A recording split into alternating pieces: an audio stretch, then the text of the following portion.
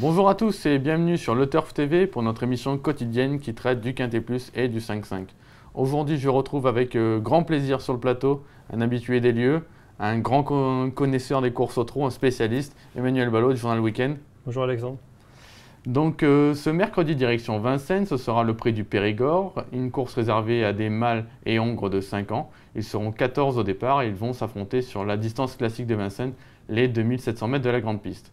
Donc au sommaire de l'émission aujourd'hui, l'analyse de la course par Emmanuel, viendra ensuite son pronostic et le plus important pour vous faire gagner sur leturf.fr, c'est son conseil de jeu au 5 sur 5. Manu, c'est pas l'épreuve la plus facile qu'on ait à déchiffrer. Il faut bien qu'on se le dise, il n'y a pas beaucoup de partants, seulement 14.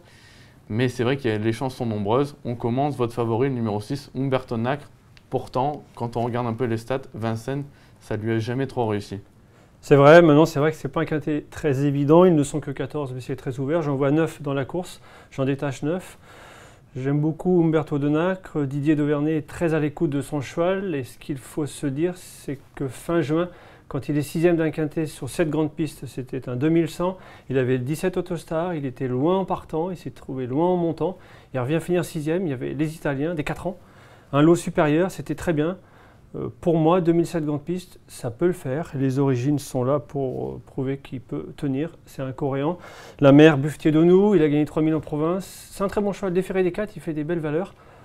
Pour moi, il peut réussir. Et pour moi, c'est le cheval de la course qui n'a pas les gains en rapport avec sa qualité. D'accord. Parce que pour moi, les plus riches de cette épreuve ont plus de références que lui, mais sont davantage dans leurs gains. Puis c'est un cheval, je sais que Didier l'aime beaucoup. Il a peut-être progressé. C'est vrai que les performances à Vincennes, c'est plutôt en début de carrière où le cheval n'avait pas fait l'arrivée, il a peut-être pris de la force. Oui, puis des 4. Déféré des 4, ça l'a transcendé. beaucoup progressé. Il est monté en gain.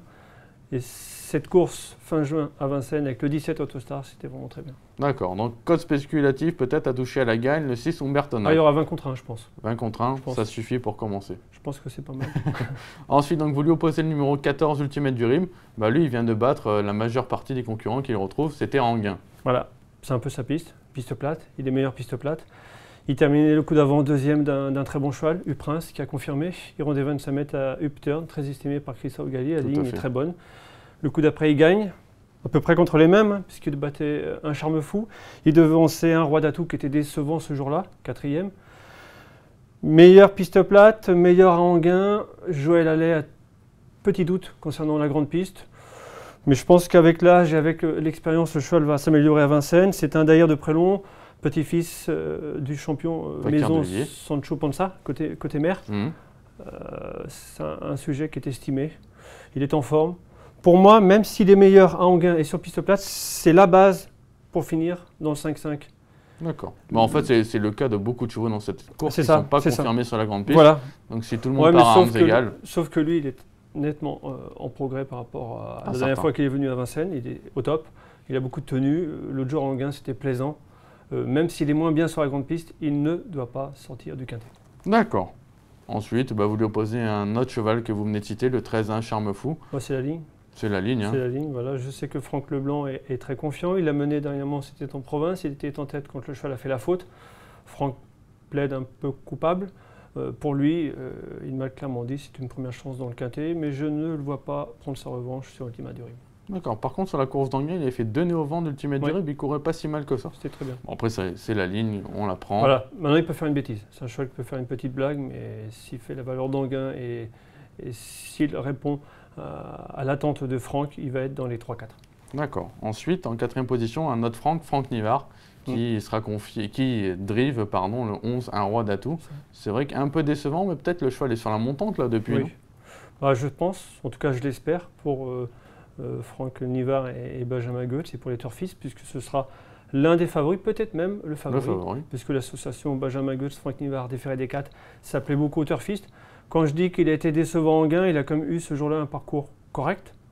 Piste plate, on l'avait vu gagner brillamment en force. Sur la petite piste, 13 effractions. 13 effractions, ça suffirait. C'était vraiment très plaisant. Là, si 13 effractions petite piste, c'est équivaut à un 14-5 à peu près sur ce parcours. Ça devrait suffire. C'est largement suffisant. Mais 4e en gain, ce jour-là était un peu décevant, même limite d'allure pour terminer. Il est sur la montante, le coup d'après c'était un peu mieux.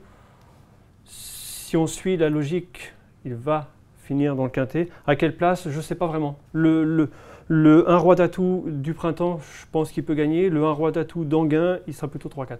D'accord, donc quand même un petit doute sur sa candidature. Voilà. Bon, pas à prendre en base, mais à garder dans les jeux. Mais je pense que la grande piste, même s'il n'y est pas confirmé, devrait lui plaire. C'est un Ganymède, petit-fils maternel de Vikings Way. Il a des origines pour aller sur la grande piste. En plus de cela, c'est un cheval assez imposant. D'accord. Après, vous retenez la note la dernière fois, le 12 UV Vering du Gite. C'est vrai qu'il a tracé une superbe ligne droite. Ah oui, il a fini comme un avion. Maintenant, Vincennes, c'est moins sa tasse de thé, comme beaucoup, comme vous disiez Alexandre. Beaucoup sont confirmés sur les pistes plates. S'il répète l'impression visuelle qu'il vient de laisser à Anguin, chance. Maintenant, c'est pas un winner. C'est pas un gagneur. C'est pas un gagneur, c'est le cheval qui va dormir, il va faire que la ligne droite. La ligne droite de Vincennes est plus courte que celle d'Anguin. C'est sûr. Donc plutôt pour les places. Plutôt pour les places, oui. Ensuite, on passe à un cheval qui est un peu en retard de gain, c'est le numéro 8, 1 de mai. D'ailleurs, on a l'occasion de voir sa dernière vidéo où il gagnait à Dieppe. Le cheval était venu prendre la tête au dernier passage en face. Et là, on le voit là, dans la phase finale, il est tête et corde, il a l'air de contrôler assez facilement. À son extérieur, il y a un bon cheval qui s'appelle Ultimo 20 qui va tenter de venir l'inquiéter. Mais on le voit quand même, Anthony Barrier a largement la mesure et Ultimo 20 va s'enlever dans quelques instants. Dans son dos, c'est Uendo Rivolière, une bonne valeur, il lui rendait 25 mètres. Et on voit Anthony Barrier, ma foi, gagner très facilement en manuel. Oui, et puis c'est un cheval qui a pris de la force. Sur les fois où on l'a vu à Vincennes, là où il a de mémoire débuté assez tardivement, le cheval a pris de la force, donc c'est de très bon augure. En retard de gain parce qu'il n'a pas beaucoup couru. Maintenant, il monte un peu de catégorie, même si Ultimo 20 là-dedans, ce serait une première chance. C'est vrai. Anthony Barrier se voit pas une première chance, ne se voit pas lutter pour la gagne, mais plutôt pour les places. C'est pour ça que j'ai mis un peu bas dans ma sélection. Par contre, lui, réussi de grande piste, il a couru 5 fois, 4 fois à l'arrivée. Voilà. Au moins, on en est sûr que lui, il monte la côte. Lui, il monte la côte. C'est surtout que, oui, il est confirmé sur le parcours. Maintenant, c'était dans les catégories un peu inférieures, puisqu'il avait très peu de gains. Là, c'est plus dur. Je pense que c'est davantage un combat. C'est pas un cheval qui a eu beaucoup à combattre jusqu'à maintenant. Faut voir. Je suis mi-figue, mi-raisin. Je suis peut-être moins chaud que la majorité. Je vois plus pour les places. D'accord. Ok. Ensuite, on passe au premier cheval étranger de votre sélection, même s'il est entraîné en France, le 10 Oxygen B. Voilà, c'est un peu la théorie. 13-4 sur le parcours. Il a plus d'une seconde de mieux que tout le reste du peloton sur le parcours. Maintenant, je suis pas un inconditionnel d'Oxygen B. Il faut vraiment que ça se passe très bien. Moi, il me surprend, je pensais pas du tout fait cheval 2007 grande piste, plus 2100 pistes plates. Je me suis trompé plusieurs fois avec lui. Je le garde. Maintenant, je fais attention. Mais je pense pas que ce soit une base de jeu. C'est pareil, c'est un cheval qui n'a pas trop de marge non plus. Voilà, pas trop de marge. Il faut que ça se passe super bien. S'il y a du train, il est courageux, il va placer sa pointe, il va venir finir. Mais c'est pas le cheval à aller au combat, je pense pas. D'accord. Et enfin, vous complétez votre sélection avec un autre cheval étranger, le numéro 2, OK Deiranchi. Lui avait couru une fois à Vincennes, il était deuxième. Deuxième d'un bon cheval, Olympio Nico. C'est ça. C'est l'X de la course, parce qu'on ne sait pas trop où il en est. Maintenant, Stéphanie Le Petit a fait appel à son ancien patron, Jean-Michel Bazir. C'est que le cheval est bien au travail. Elle l'a d'ailleurs confirmé. Le cheval est suffisamment bien. Elle en attend un bon comportement. Moi, ce qui me fait que je l'ai gardé dans ma sélection, c'est qu'il est deuxième d'un très bon cheval au mois de janvier 2012. C'était sur ce parcours d'un très bon cheval, Olympio Nico. Donc, avec Jean-Mi, avec une référence, je me sens un peu obligé de le garder. Je pense que c'est risqué de ne pas le mettre dans une sélection. D'accord. Écoutez, Emmanuel, maintenant, il est temps pour vous de récapituler votre sélection. Avec en tête un outsider, le 6, Umberto de Nacre. Devant le 14, Ultimate du Rib. Le 13, un Charme Fou. Le 11, un Roi d'Atout. Le 12, UV Vering du Gite. Le 8, 1 de mai. Le 10, Oxygen B. Et le 2, OK Deiranchi.